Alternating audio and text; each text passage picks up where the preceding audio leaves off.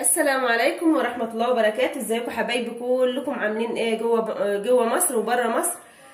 يا رب تكونوا بخير وبأحسن الأحوال، اللهم آمين يا رب العالمين. أنا جايبة النهاردة حاجة وحابة أديلكم فكرة عنها يا حبايبي، للي مش واخد باله منها أو اللي ناسيها. وكمان هي حاجة خزين يعني بسيطة، مش هقولك بقى ب2000 ب3 حاجات من فيديوهات التفريز والحاجات اللي احنا بنشوفها، الحاجات العلاوة دي لأ يا حبايبي، دي حاجة على قدنا ومن جنب سؤلنا. تمام كده؟ طيب هنسمي الله ونصلي على الرسول عليه افضل الصلاه والسلام. اللهم صل وسلم عليك يا حبيبي يا افضل خلق الله وعلى اله واصحابه اجمعين. معايا ايه؟ معايا طماطم يا حبايب قلبي. الطماطم بتيجي في شهر 3 وبتغلى، لان بتبقى فواصل زرع، وكمان يعني بيبقى داخل علينا، بنبقى في رمضان ان شاء الله. السنه دي هنكون داخل علينا رمضان. الاخوه المسيحيين كمان بيبداوا يصوموا. يعني الحمد لله الطماطم في الوقت ده بتشد شده بتوصل لل15 وال20 جنيه. الحمد لله ولله الحمد. التجار هنا عندنا يعني لما بنيجي نقول لهم نزلوا في سعر الطماطم مثلا الكيلو ونص ب10، لا الكيلو وربع ب10، بنسال ونمشي بكره هتجولنا هتكون بقت ب20 وهتتمنوها ومش هتلاقوها، كلام من ده. في تجار بقى بتقول لك الطماطم يعني بيصرحوا الطماطم هتغلي. طب ايه السبب؟ السبب بيبقى فواصل زرع يا حبايبي، وكمان بيبقى داخل علينا رمضان. كل سنه وانتم طيبين، اللهم بلغنا رمضان لا فاقدين ولا مفقودين، اللهم امين يا رب العالمين. الطماطم اللي معايا دي بايه يا حبايبي؟ الطماطم اللي معايا دي فيها كيلو وربع ب5، يعني الطماطم ديت ب4 جنيه. الطماطم ديت جبت 5 كيلو بال20، يعني لما تجيبي كل مره ب20 30 جنيه حاجات وتفرزيها جنب سوقك. انا عن نفسي بعمل كده، من كرنب لبسله لطماطم لبرتقان لفاكهه لكفه ما يكون. انا بروحش اجيب حاجتي بتاعت التفريز يا حبايبي كلها مره واحده، بصراحه ما اقدرش اعملها مره واحده. تمام كده؟ هنسمي الله ونصلي على الرسول عليه افضل الصلاه والسلام. احنا النهارده كان سوقنا يا حبايبي اللي هو يوم الثلاث. تمام؟ الصراحه يعني كان السوق كان اسعاره حلوه وكل حاجه، بس البتنجان كان عندنا فيه كيلو ب10 جنيه، وكمان الخيار كان ب12 جنيه، الفلفل برده كان ب10، وفيه ناس بتبيعه ب12. اما بقيه من الفاكهه للطماطم للبطاطس للكرنب لجميع الخضروات والجزر والكلام ده كله كانت اسعاره حلوه. اسعار الطماطم انضف طماطم عندنا كانت ب6 جنيه، وبعد ما السوق يعني دخل على الظهر كده بشويه اتنطقت ب5. انا جايباها وبسم الله ما شاء الله. هوريها لكم برده حاجه كده اللهم بارك. دي اللي ب5 يا حبايبي اهي، ده هي ب5. اللي معايا ديت الكيلو وربع ب5. طماطم زي الفل، يعني هي بتختلف من تاجر لتاجر، بس هي اتكسرت مني على ما جيت بالشنطه بتاعتي، لان ببقى اشتري الشنطه فوق راسي، شنطه السوق كلنا عارفين يعني. فدي ذره الشنطه مني مش ذره القفص ولا حاجه، هي بسم الله ما شاء الله جايباها سليمه وزي الفل. دي من دي برضو. تمام؟ حاجه كده اللهم بارك. طيب بسم الله الرحمن الرحيم. جايبه ايه تاني في الشنطه دي يا حبايبي برضو، لان هو مواسم. ده برتقان برضو، ده برتقان الكيلو ب5 جنيه. انا جبت كيلو ونص ب7 جنيه، عشان كده بقول لكم من جنب سوقي. ده برتقان بسره، احلى برتقان تاخديه من برتقان طوبه ومشير. تمام؟ بس هو عليه طينه لان احنا كان عندنا هنا الجو بيشتي. فانا هغسل حاجتي دي وهقول لكم برده بفرزها ازاي. انتوا شفتوا معايا برده تفريزات، بس الحمد لله زي ما قلت لكم برده انا بفرز على قدي، ومش كل مره بجيب حاجات كتير، لا ده كل مره يعني بجيب حاجات على قدي يا حبايبي، مش بجيب الحاجه مره واحده. يعني بسله بجيب من جنبي اكلي كيلو 2، هجيب لي 2 كيلو، بزود كيلو معاهم في التفصيص، معاه جزر ومعاه حاجات برده.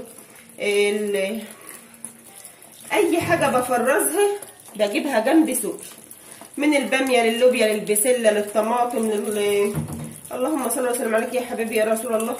اي حاجه التفريزات، الفاكهه، البرتقال، الفراوله، حاجات المانجا، كل ده بيجي من جنب سوقي يا حبايبي. مش بروح ان انا مثلا اجمع بقى 100 200 300 500، مفيش الكلام ده، وابقى كذابه كمان لو قلت لكم ان انا بجمع يعني وبجيب تفريزاتي مره واحده. انا ما بجيبهاش خالص مره واحده.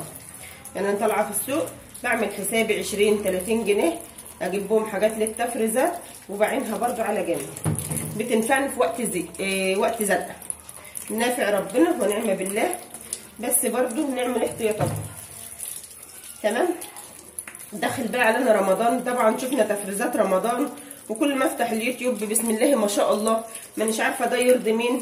اولا يتقوا الله في نفسهم وفي الناس اللي مش لاقيه قوت يوم بيوم.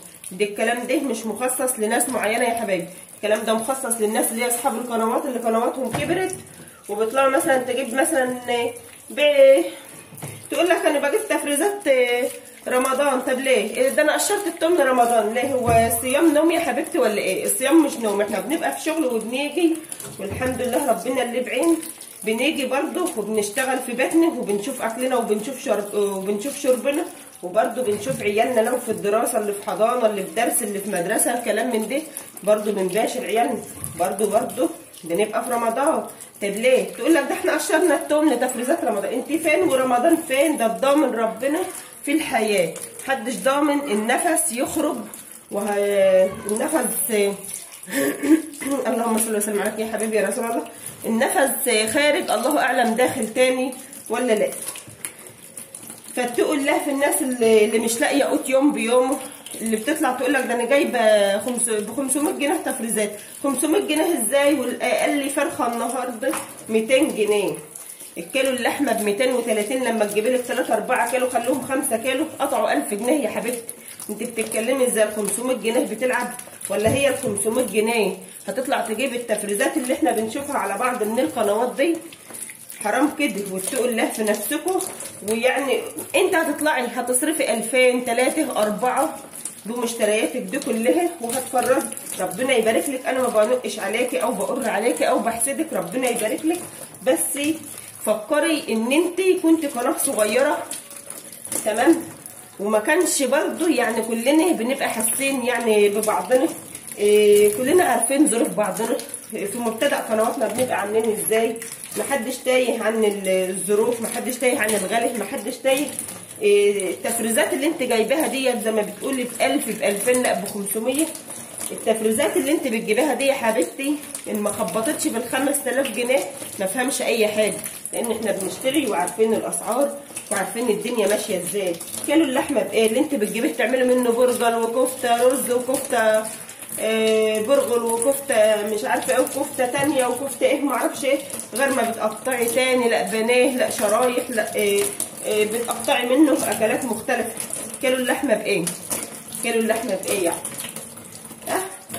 طيب الفراخ السمك البوري ده كله موجود وبيجي طازه. انتوا برضو سبب في الغلي اللي احنا بنشوفه وسبب في الغلي، لان يعني بقول لك ايه الناس بتشتكي ان ما معاش فلوس. لما الناس بتطلع بتجيب بال1000 وبال2000 اهي الناس بتجيب الفلوس دي منين؟ الناس دي بتجيب الفلوس دي منين يا حبايبي؟ ما هي الحسنه بتخص والسيئه بتعوم. انت بتجيبي ب1000 وبتجيبي ب2000 هتعملي بهم الفيديو ده هيجيب لك ال10000 اللي انت اقل من ال10000 صرفتيه، خلوهم 2000 خلوهم 3، وده كله مش هيبقى صحيح، لان اقل فيديو من اللي بنشوفه ده ان ما خبطش في ال5000 جنيه ابقى ما بفهمش اي حاجه، لان احنا بنشتري وعارفين تمام. فيا ريت كلامي ده اهو يكون مفهوم صح، وكمان كلام مش مخصص لقناه يعني معينه او لناس معينه يا حبايبي. احنا بنتكلم، انا بتكلم عن نفسي ان نتقي الله في بعضنا، وكمان نخاف ربنا. فيه ناس مش لاقيه قوت يوم بيوم، في ناس مش لاقيه بيضه تجيبها تعمل فيها شويه رز او شويه تقليه زي ما بنشوفوا بيض بتقليه كده تعملوا العيال هتاكلها. فنتقي الله في بعضنا. هفرز حاجتي ده اهي، وهقول لكم برده انا بفرز حاجتي بالشكل ان هو يا حبايبي انا ما بصفيش طماطم، هقول لكم برده انا بعملها ازاي كده يا حبايبي. انا فرزت الحاجه اللي كانت معايا بقول لك من 20 ل 25 زي ما انت حابه وحسب ما قدرتك، كمان مش هتحس بخزينك، وكمان الحاجه معاك هتبقى زي الفل. عملت البرتقان ازاي؟ عملت البرتقان كده يا حبايبي، وقطعت كمان 2 بقشره. شايفين ازاي كده؟ هينفع يعني في كل طبق من ده 2، في كل طبق من اللي انا عملته بتاع البرتقان ده 2 من اللي هو بايه 2 بقشره تمام كده. عملته كده ليه؟ عملته هينفع كيكه، هينفع عصير، هينفع معاكي زي ما توجهيه هتلاقيه يا حبيبه قلبي. كمان الطماطم ما بسويهاش، لان كل اكله عندي ليها وضعها. يعني وضعها ازاي؟ فيه توم فيه بصل كده يعني تمام. فانا بخزنها كده، بضمن بس الطماطم يعني مش بخزنها يعني الوقت زنقه ولا حاجه. الحمد لله ربنا يدينا الصحه جميعا وبنقوم وبنعمل. كمان قشر البرتقال ده يا حبايبي انا ما برميهوش. طب انا هعمل بيه ايه؟ انا هحط ده معايا في بلاص المش مع الجبنه القديمه، هجيب له شطه من الطويله الحمراء، وكمان ان شاء الله احنا بنشتري الجبنه على ما يجي دورنا بس وناخد جبنتنا. ان شاء الله هحط ده مع الشطه مع البتاع ان شاء الله برده هعمله معاكم. فده انا ما برموش يا حبايبي. تمام. ارجو يكون كلامي مفهوم وكلامي يكون واضح يا حبايبي. مش بنق عليكي، مش بتكلم مثلا ان انت جايبه حاجات وانا ما جبتش. الكلام ده والله ما هو في دماغي خالص، بس حرام ان انت تعملي فيديو بالوضع ده وناس مش لاقيه تاكل. بص للناس معاكي من باب الرحمه. في ناس والله العظيم ما هي لاقيه قوت يومها، حتى مش لاقيه الطاقه، مش لاقيه لقمه يومها اصلا. وفي ناس ما تقدرش ان هي تطلع تجيب المشتريات بتاعتك دي او ربعها او نصها. ربنا يبارك لك وربنا يزيدك، بس خلي حاجتك دي بينك وبين نفسك يا حبيبتي. ويا رب يكون كلامي واضح وصريح، وكمان ما حدش ياخده بحساسيه، او ان ما حد ياخده مثلا ان انا مثلا ايه يعني بنق عليكي بقر عليكي. لا، ربنا يبارك لك واللهم بارك وربنا يديك الصحه وتعملي. بس بص برده للناس من باب الرحمه. تمام كده. طبعا البرتقال بتاعي ده لو ما معكيش استرتش زي ما انا هعمله كده اهو. شايفين الاطباق فوق بعضها ازاي اهي. الاطباق دي نضيفها يا حبايبي، وكمان مش جايباها للخزين، يعني مش جايباها للخزين مخصوص. ده الاطباق دي بجيب فيها حاجات وبتبقى نضيفه، وكمان بشطفها بالميه السخنه زي ما قلت لكم في الفيديو اللي فات قبل كده، وبستخدمها في الخزين معايا زي ما انتم شايفين. طيب ازاي بقى بخزن البرتقال ده طالما معيش استرتش بالشكل ده كده يا حبايبي اهو. وهتحفظيهم برده معاكي في الفريزر وهيبقوا معاكي زي الفل.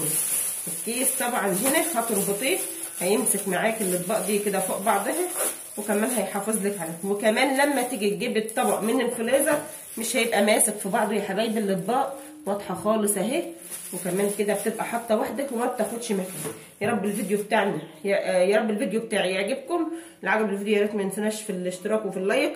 كومنت كده حلو، واللي ما اشتركش في القناه فضلا وليس امرا يشترك ويدوس على كلمه الكل عشان يوصلوا كل جديد. نترككم في رعايه الله وامنه، والسلام عليكم ورحمه الله وبركاته.